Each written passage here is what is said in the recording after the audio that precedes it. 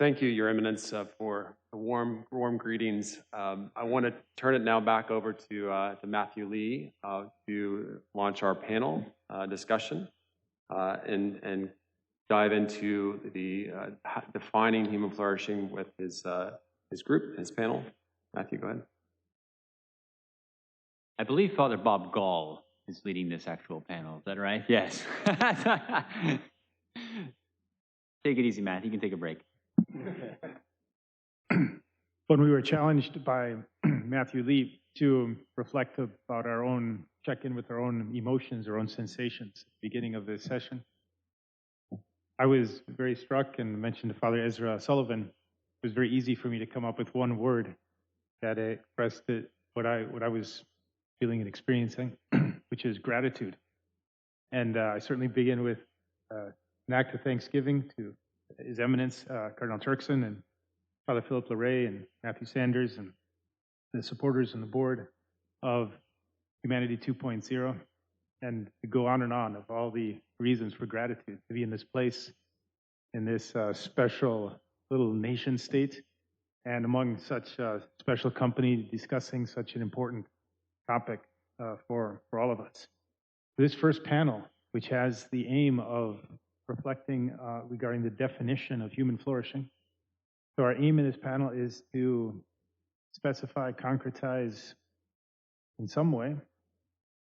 Perhaps doesn't require that we all have consent or agreement, but that we can all go deeper in our understanding of what is the topic of which we are working. What is human flourishing? Matthew Sanders said at the beginning, quoting from a cardinal, that it helps to know where you're going if you want to get there. I'd actually prepared some remarks here written, and I was going to begin by quoting a famous American baseball player, coach, and commentator by the name of Yogi Berra, who is famous for his malapropisms that are deeply philosophical. I think perhaps even deeper than those cardinals' words, but very similar. He said, Yogi Berra said, if you don't know where you're going, you might not get there. And of course, there's this deep sense that, well, you're still going there, which is, of course, I think the conviction of many of us coming from the various traditions that we have from epistemology and anthropology, that there is something inherent to the human being that is driving us.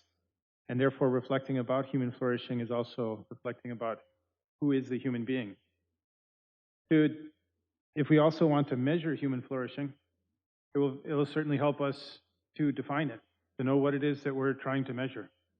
And if we want to systematically promote it, we should also try to get a grasp as to what is it that we're dealing with. Therefore, this task that we have, and therefore, again, it's a tremendous opportunity that we have here. I think this meeting may have a great impact, not just on our lives, but on the lives of many other people, because of this opportunity to reflect in a way that is interdisciplinary about this topic that is intrinsically interdisciplinary and is so dependent upon one's philosophical anthropology. And for those of us who are believers, also on our theology, that insofar as human flourishing has a component that points towards the transcendent, towards the source of meaning that is beyond creation, that it is crucial for us to reference to God. For those of us who believe a God who speaks to us and reveals himself. So to define something, I think, as an Aristotelian Thomist, that I consider myself, to define something isn't simply to describe it. It's not simply to give a collection or taxonomy of its characteristics, but it's to get to the nature of the thing. What kind of thing is it? Even in terms of what is its substantial form. But in the case of human flourishing, we're not speaking about a thing, we're not speaking about a substance, but of the perfection of a substance. About the human being fully in flower. That flourishing, therefore, entails not only individual vigor and liveliness, but an actuated capacity to transmit that life, that liveliness. And therefore, again, the importance that we've seen from the very beginning of not just considering the individual life, but a community, society, and organization And this is true not simply in terms of maybe space in a moment in time, but also across time. That human flourishing requires a flourishing organization across time, such that many, I think, rightly speak of the transgenerational features of human flourishing. That human flourishing is capacity to receive life and to give life. And therefore, in a sense, too, there's inherent to the human being this desire for fulfillment forever that is lasting. And that can only be when it lasts beyond ourselves in the life of others who have somehow received from us. In this interchange of, as Brian mentioned, of agape love, whereby there's a giving and a receiving between one another within an organization and across time. While human flourishing depends upon the science of biology, it is about life, it's also constituted by philosophical accounts of the human as rational, certainly a living body, I think, that we are alive, that we are a body, and yet we are also capable of reason and will and love, and capable of creativity and self-transcendence. That we can create new things, new artistic expressions, and that those can provoke awe in others.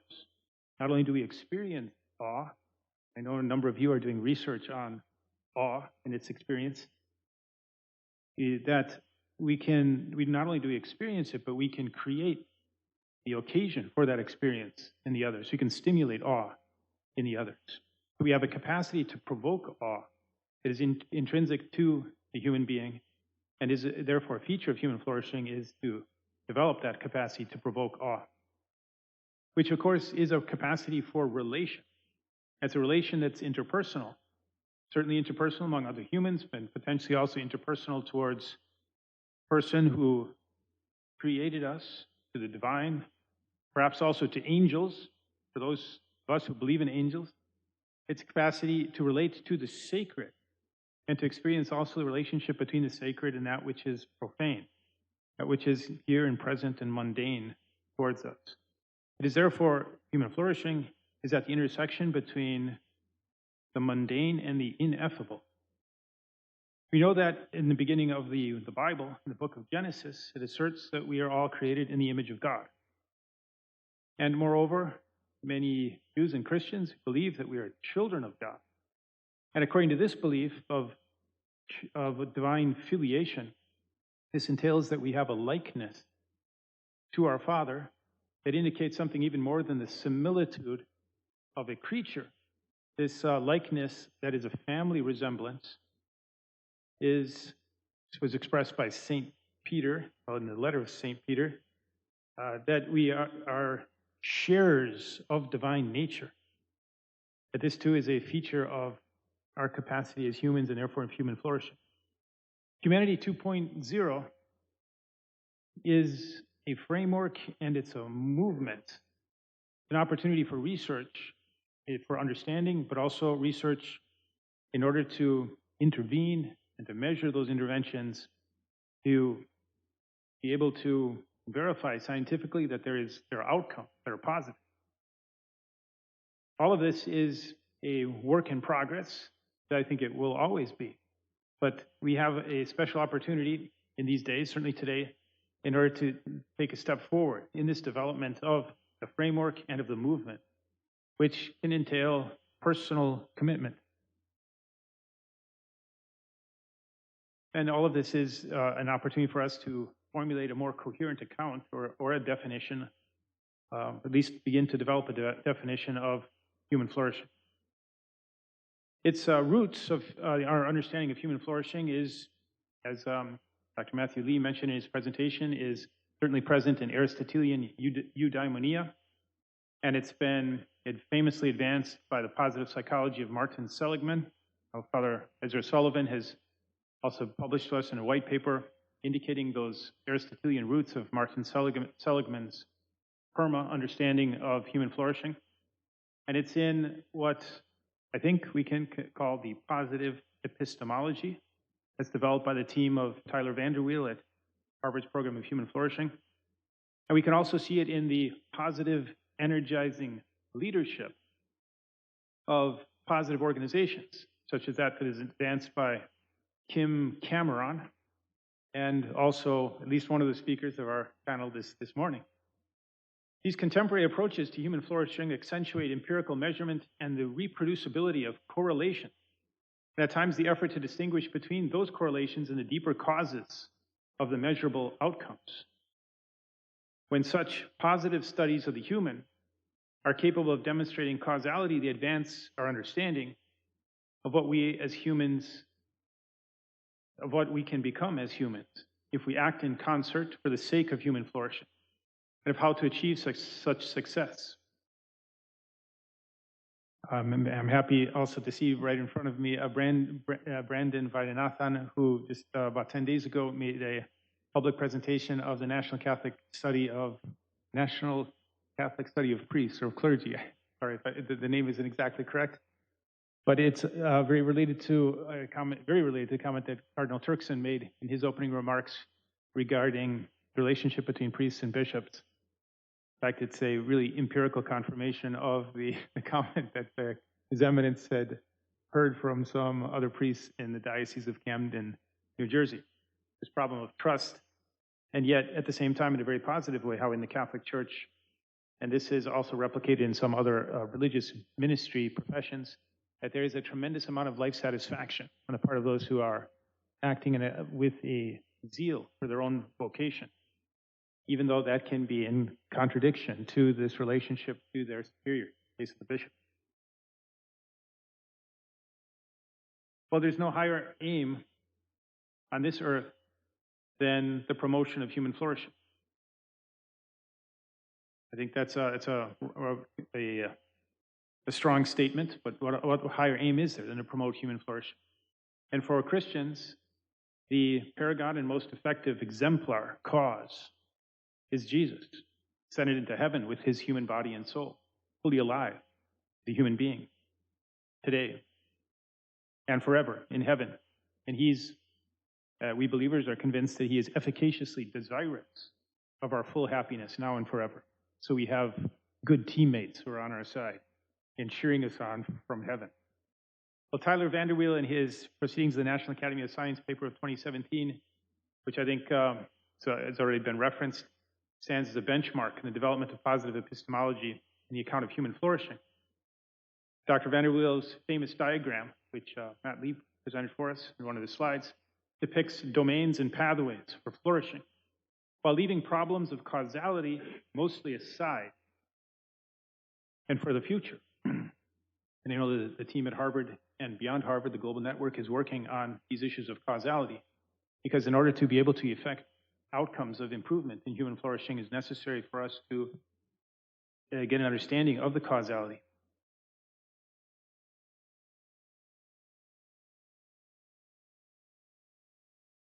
Yet with each advance in this direction, more questions arise, even regarding the very concept of causality and the multiple ways in which causes can give an account for changes, like that of the bringing about of human flourishing.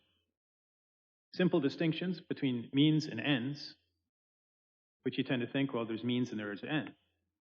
But they're inadequate to account for the richness of intrinsically entangled features of formality, finality, material and agent causality, whereby, of course, something can be at once an end and a means.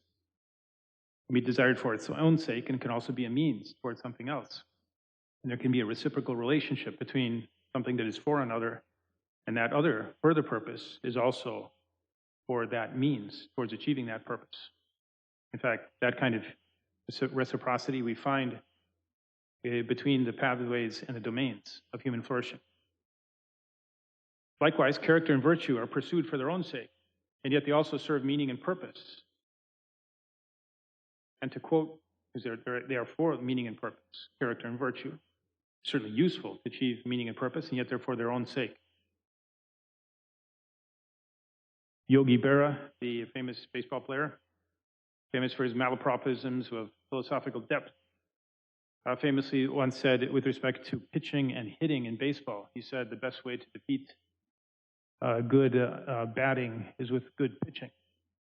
And he said, and vice versa. So likewise, that comment also can reflect this causal interrelationship or reciprocity between means and ends. But to refer back to Aristotle and Aquinas, we're driven to question in what sense do virtues cause meaning and purpose? In what sense, not just that they're the cause, but in what sense they are the cause? Which is certainly what Aristotle is getting at with the four causes. In what sense do meaning and purpose cause virtue? Surely the unity of virtues is understood by great philosophers and help explain the causal features of human flourishing, since each virtue causes each of the others in an amazing network of multiple reciprocity. And from the perspective of meaning and purpose, the tradition inspires us to understand charity, love, care, as form and end for all the other virtues, while also distinguishing between charity as a virtue and charity's end, which is the person loved, the beloved, ultimately God himself, our ultimate meaning and purpose, our final cause, and as creator, the first. I hope that these words are somewhat provocative and serve as a kind of introduction for our discussion. And very quickly to introduce our panelists, there are four members of the panel, and hopefully this distribution, this geographic distribution in the room will help us to discuss, but it seems odd to be in a panel where we're distributed among the audience and the speakers. Our four, I'm going to change a little bit the order. I'm going to put Dr. Matt Lee at the end because he's already spoken, but that way he'll have the last word. But I'll introduce each one, and then each one can, I'll introduce the four of you, and then each of you can begin speaking, and then offer your own comments on what we've seen so far and regarding the task of defining human flourishing and whether it matters, whether we define human flourishing. And then we can begin more of a questioning and a discussion that, of course, is open to everyone. And I'll try to moderate things. Dr. Katy Granville-Chapman is Associate Fellow at the Oxford Character Project, a doctoral teaching fellow at Oxford University's Department of Education, and a research associate at Oxford's Wellbeing Research Center. Katy is the co-author with Emmy Bidston of Leader, Know, Love, and Inspire Your People, which has been shortlisted for the Business Book Awards, Leadership Book of the Future, and longlisted for the CMI Management Book of the Year. And Dr. Granville-Chapman is the co-founder of Global Social Leaders, a movement of young people in 150 countries who design and lead social action projects that make a meaningful change in their communities. And Katy's a former British Army officer and holds a DPhil from University of Oxford focused on leadership and flourishing. Again, Katy, Dr. Granville-Chapman offers us this point of view of young people. And also with a military background is Julian Chapman, who has 3 decades of experience engaging teams and organizations from small groups to thousands of employees building their leadership capability. Leadership knowledge is augmented by more than 30 plus years in his second career as a member of the Canadian Armed Forces, from which he retired in 2014, the rank of Brigadier General. And he's been the president since 2002 of Forrest Company. And Julian Chapman is the author of Managerial Leadership Journey in Unconventional Business Pursuit, which was published in May of this year. And then finally, Dr. Matt Lee, whom already heard is, I learned yesterday, has appointments in 4 separate universities simultaneously, and Texas and Ohio and Massachusetts and New York, right? And is a good friend for much of us, and also wonderful to work with as a scholar because he experienced a sense of gratitude and reciprocity and mutual benefit whenever we engage. Dr. Matt Lee, who's director of the Empirical Research of Human Flourishing Program and is building the Global Human Flourishing Network. Katy, please. Thank you so much. I think what's really coming through for me today and in the work I've been privileged enough to do around flourishing is quite how joyful it is. It is so fun. It is so hopeful. I feel so much optimism that we really can together change the world. And the other part of this is that defining flourishing, I really see as a journey. And again, I think that's coming through really strongly today.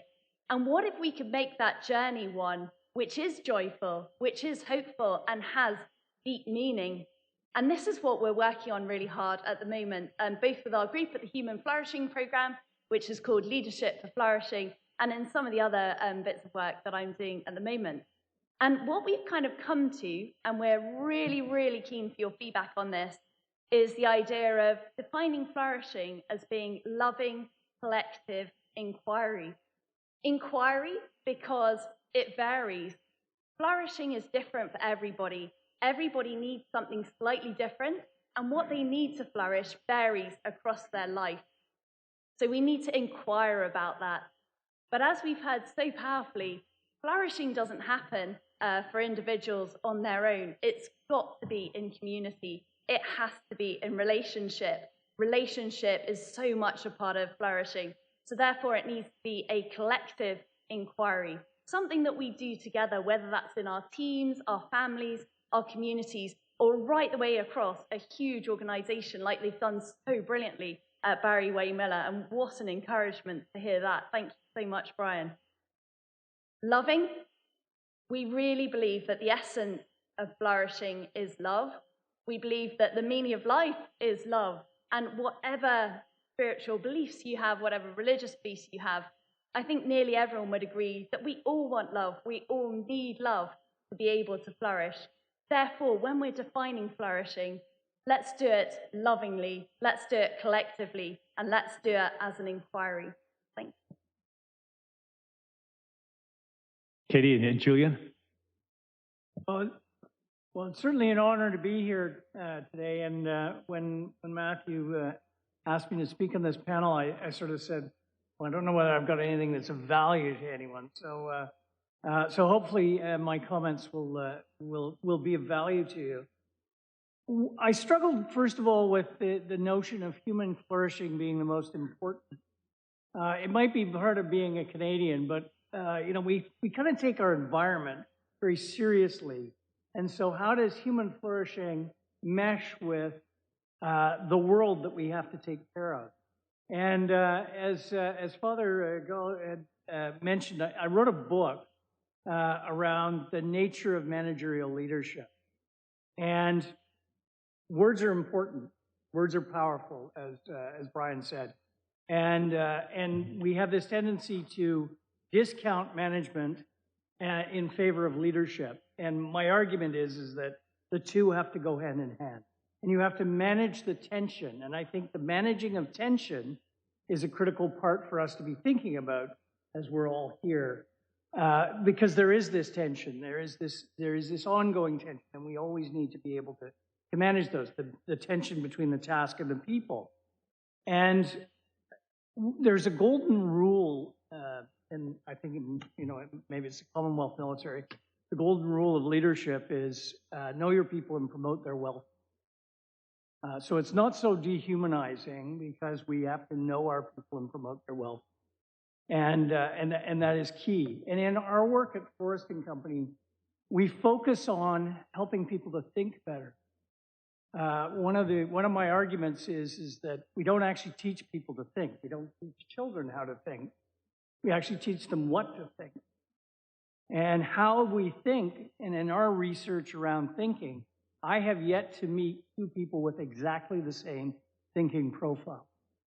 Thinking is the core of diversity. And so the tension here is, and just to your point, that tension of we're all individuals, yet we're trying to create a collective. And that tension is very real. So the thinking becomes the essential part here. And thinking bias is so difficult for us to overcome. And we will all be struggling with our own bias as we're here discussing these various issues. And so, just in closing, it is about our ability to think through this. And just as I said about management and leadership, management is the task, leadership is the relationship with people. And so there's going to be requiring a management form here in order to make flourishing actually happen. And I would argue that it's actually the role of managerial leaders to ensure that flourishing happens, and that it is essential for our world that human flourishing occurs, but at the same time, the flourishing of the earth occurs. Hopefully that's of some help. And I look forward to chatting with you on breaks and as we go on. Thank you, Julian. A lot of also provocative considerations there regarding the relationship between the individual, the organization, and the environment. So, Matt, please. Great. I'll be brief since I've already had more than my fair share. But I would just note that there is a tendency for reductionist understandings and definitions of flourishing to proliferate, perhaps implicitly. And so part of our task is to surface those and to offer something more inspiring.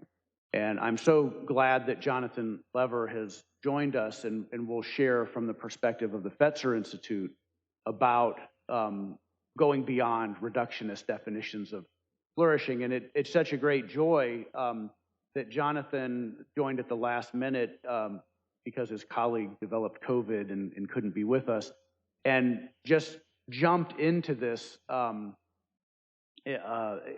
endeavor with a one-way ticket and doesn't know how he's going to get home. So that to me just captures the kind of joyfulness that we are moving forward with definitions that are more inspiring. I think it's really about creating social containers that make it easier for people to love each other into being.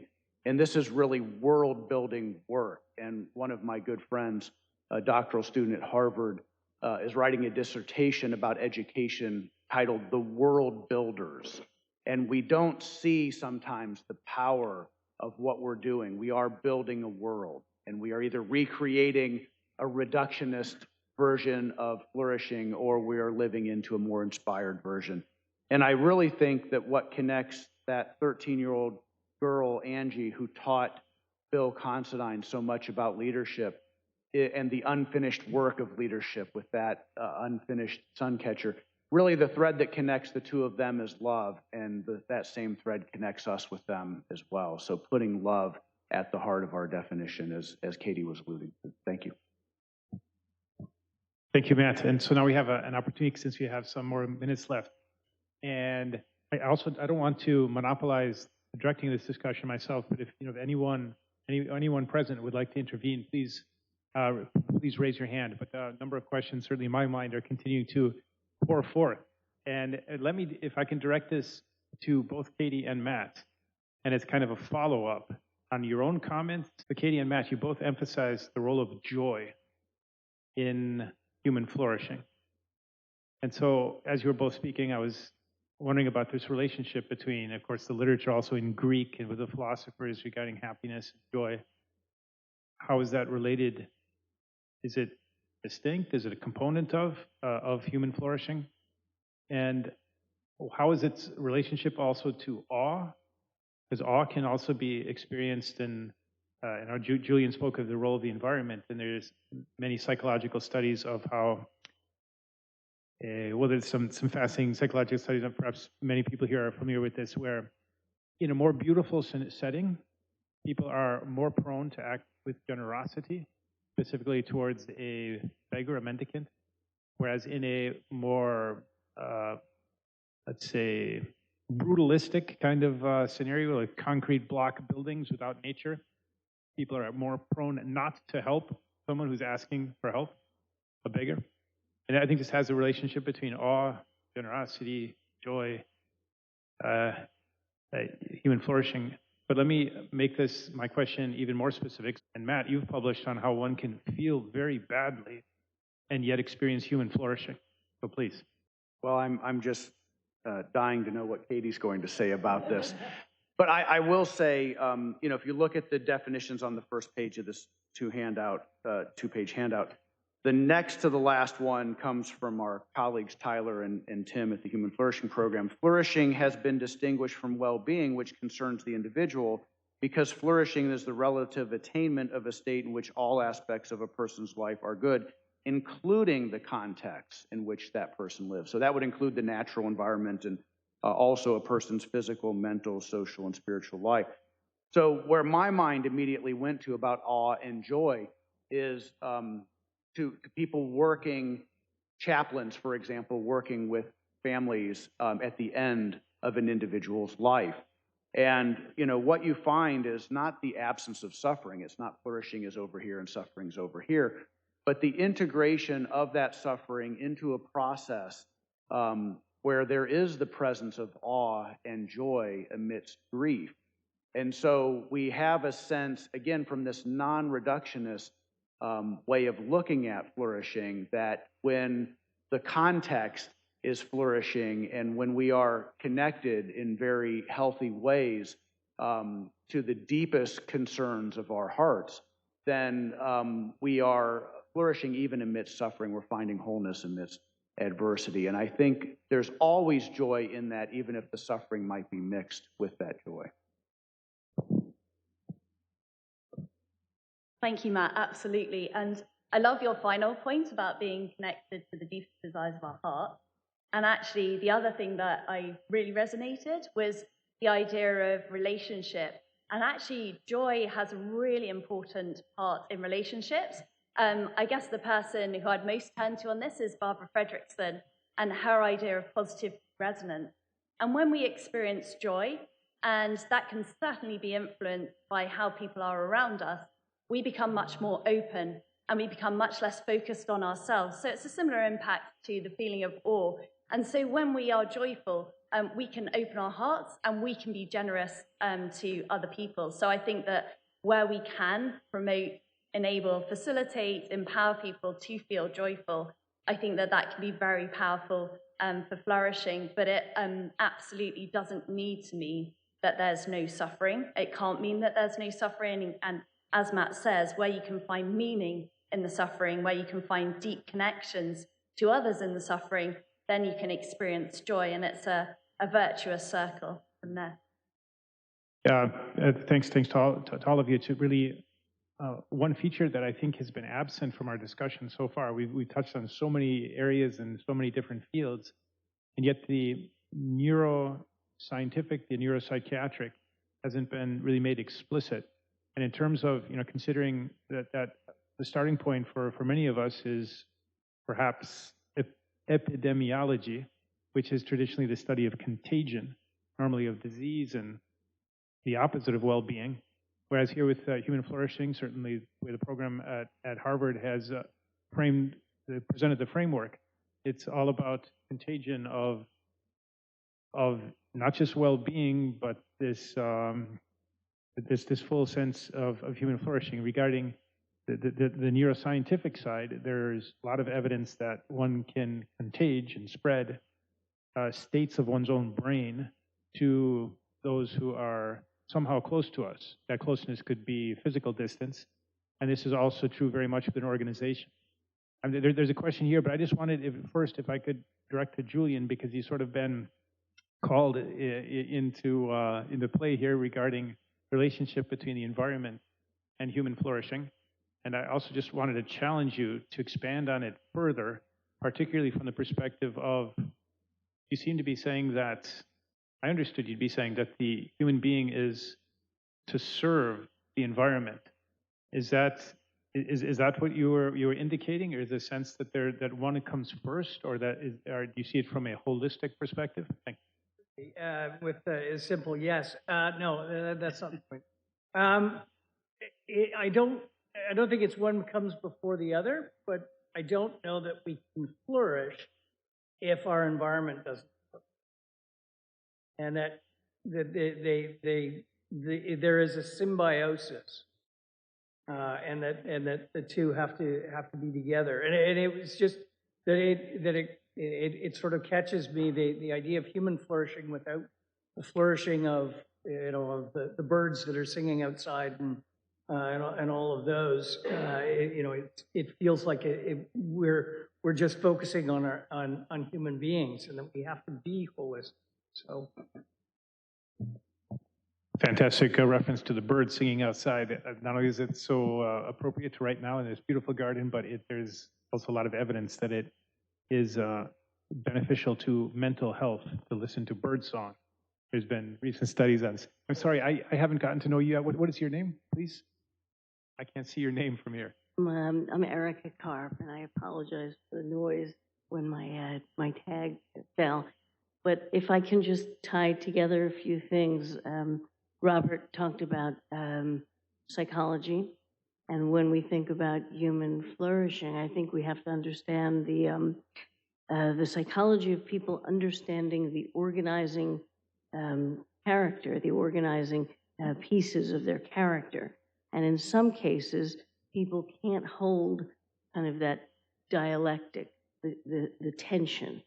And Matthew, I love that you mentioned that tension, and also Aristotle, because when it comes to either the individual or the collective, Aristotle, in the Tragedy of the Commons, said that that which is most common to us is bestowed upon it the least care. So this goes to Julian's comment about the environment. And so holding that dialectic that everything we consume damages the environment, but at the same time, we need to have consumption for our own flourishing. So I find it interesting to be able to, see what each of you are saying, and I think it's really wonderful. And in terms of also, you commented on awe, and the ability to feel awe, like with those birds, is beautiful and critical, I think. Thank you. Time is really pressing right now. To keep things punctual, I've had very severe orders on this. We have two interventions here on my left. I can't see you fully, but please, why don't both of you first, of course, sequentially, one of you speak and then the next. First, okay. You can hear me, right? I want to pick up on a point that you raised, Father Robert, and also in relation to Julian's point about the way the importance of surrounding as contributing to flourishing or well-being. And when you brought up the issue of architecture, basically, I was very much minded. The King of England, who used to be Prince Charles, was very big on this kind of point.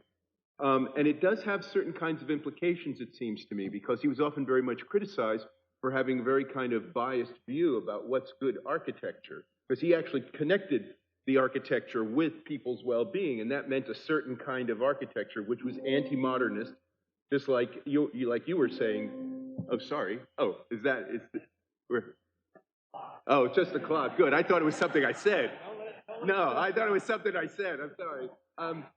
But maybe it will be something I said. No, because the kind of contrast that you were implying, right, seems kind of anti-modernist from an aesthetic standpoint, right? Because a lot of this brutalist architecture was actually presented as something in a certain way empowering people at the time, right? So there's a kind of open question about what human flourishing means, and I think it's important that we don't maybe bias it at the outset by presupposing that we need a certain kind of environment to get human flourishing, because you'll get a certain kind of human flourishing, but it might not necessarily be the full range of human flourishing. And this also applies to the issue of the natural environment.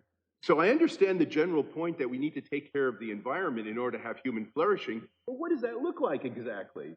What are we talking about here in terms of what the environment ought to be like in order to have human flourishing? People will have quite different views about this, right? And so there's a sense in which this relationship between human flourishing and the environment, whether it be natural or artificial, has to be teased out a bit more, because there's a lot of implicit, I think, disagreements waiting to be aired here about what that looks like.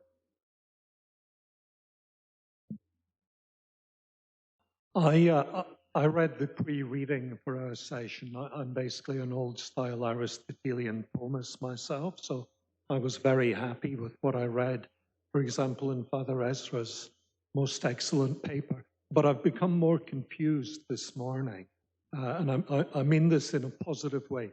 I've become confused about what we mean by definition, because I think there was a distinction appearing, maybe in your remarks, between what you called a reductionist approach to definition and an inspirational one.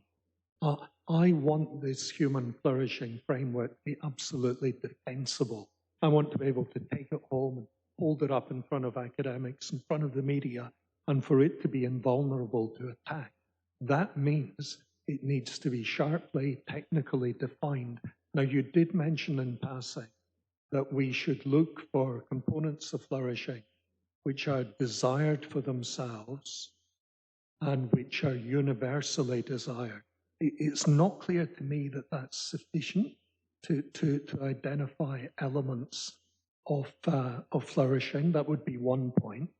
But the second point would be, what would be the relationship between that definitional exercise and some of the wonderfully rich stuff I've heard people say? You've used words like love, joy, awe. Now these clearly belong to an account of human flourishing. But how do they help us define that account? So I'm a bit confused right now, not positive. I'm confused about what the criteria are on the basis of which we will agree at 5 o'clock tomorrow on an account of human flourishing. Thank you. Let me just check in with Matthew Sanders. Do we need to conclude, or do we have a few more minutes? Okay, great. I'm sorry. What's your name? I didn't see your Stephen. Okay, sorry, Stephen. Just to clarify my remarks about architecture, I conflated two sets of studies. One has to do with nature, the effect of nature, and one has to do with the effect of architecture. And there are studies in both realms, and both of them indicate that a greater, let's say, beauty in both, but then it contributes to acts of generosity. And regarding architecture, you posed the problem, and I didn't mean to get into that in any way. What is beautiful with respect to architecture? And I used the term brutalistic. I just meant it in the plain sense of the word. I didn't mean it in the sense of the architectural style, within which one could consider that there's an inherent beauty to. But nonetheless, your main points all stand and are very, I think, really important. But right now, I think this, perhaps, could we throw back to each one in the panel, but to begin from, go in the opposite order, so begin from Matt. And if you could each respond to, Hayden, I think, has challenged all of you to, at this moment, to reformulate or to relaunch a definition, or at least the properties that the definition ought to have. In fact, the question that Hayden is challenging us is the fact that we can universally verify that people on the whole seek something, does that mean that that is constitutive of human flourishing? And how do we even know that? In fact, the individual versus the universal was brought up by Katy, which is also an additional underlying problem. Could it be that there's human flourishing for one individual that's distinct from the human flourishing from another in some way that's even essential? Is that a possibility? If you could respond to these questions in the reverse order, please. And okay, so I'll just say that this is a loving collective inquiry that Hayden has raised for us.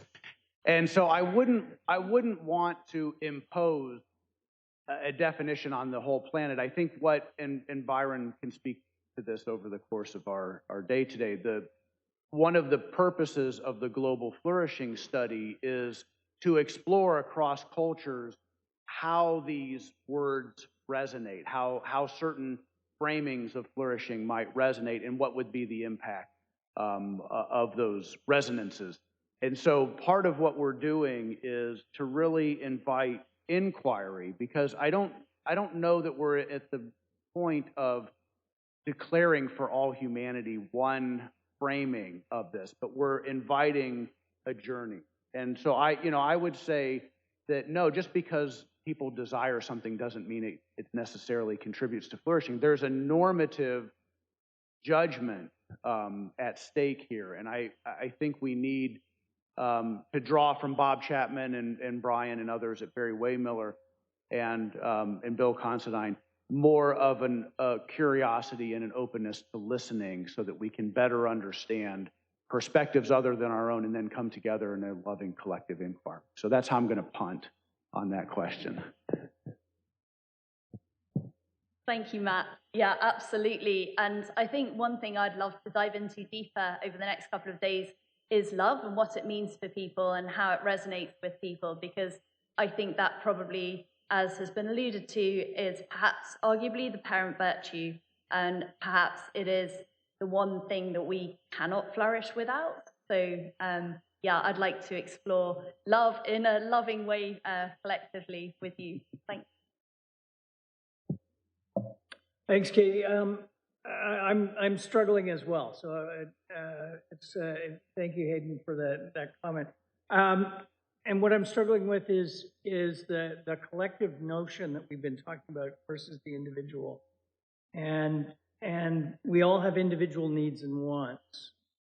But it's interesting that we feel we have to have a bulletproof answer, because in sales, what you're trying to do is trying to get people to want what they need. And so there may be an argument to be made that there is a definition and this is what it is, and then we have to sell it, because we all sell every day because we all think differently, and we need to sell our ideas. So yeah, so I'm confused as well. Thanks to all of our panel members. Unfortunately, we need to conclude right here. Hopefully there'll be an opportunity, because I know there's more comments and questions, including from one of our panelists from that. But this is a journey, so let's keep this.